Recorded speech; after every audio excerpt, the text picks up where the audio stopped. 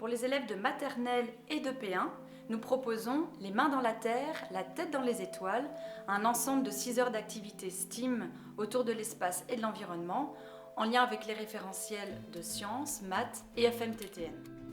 Dans cet ensemble d'activités, les jeunes partent à la découverte des différentes parties des plantes et des facteurs qui influent sur leur croissance.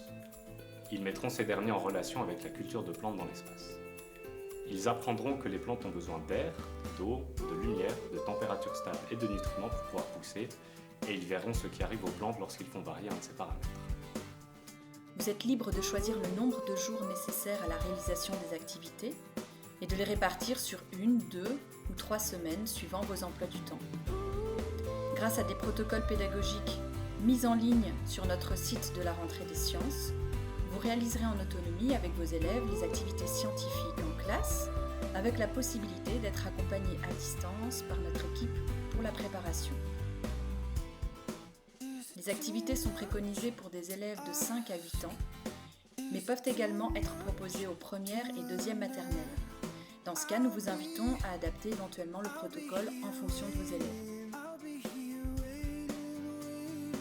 Dans la première activité, les élèves apprennent à identifier les différentes parties comestibles d'une plante. En utilisant des images ou des échantillons, ils devront reconnaître les différences qui existent entre les fruits, les graines et les légumes et les regrouper de manière appropriée. L'objectif de la deuxième activité est d'identifier les problèmes liés à la culture dans l'espace. Sur base des images fournies, déterminer quelles plantes sont les plus adaptées pour une culture sur la Lune, et une fois celles-ci identifiées, dessinez-les dans la fusée. Dans cette activité, les élèves découvriront d'abord que les plantes, comme les humains, respirent jour et nuit. Cette activité abordera aussi, de manière simplifiée, les principes de la photosynthèse. L'activité 4 consiste simplement à faire pousser du cresson dans des conditions lumineuses différentes. La première étape consiste donc à faire planter aux élèves des graines de cresson dans 2 pots qui seront placés dans les lieux nécessaires à l'expérience.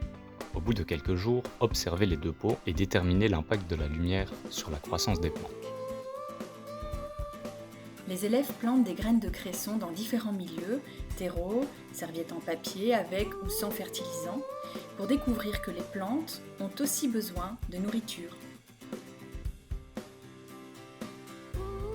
La première étape de l'activité consiste à identifier les différentes parties d'une plante, mais surtout le rôle des racines et tiges, c'est-à-dire d'acheminer l'eau aux feuilles, fleurs et fruits. Une expérience avec de l'eau colorée et une fleur s'ensuit pour observer que l'eau arrive bien jusqu'au bout des pétales.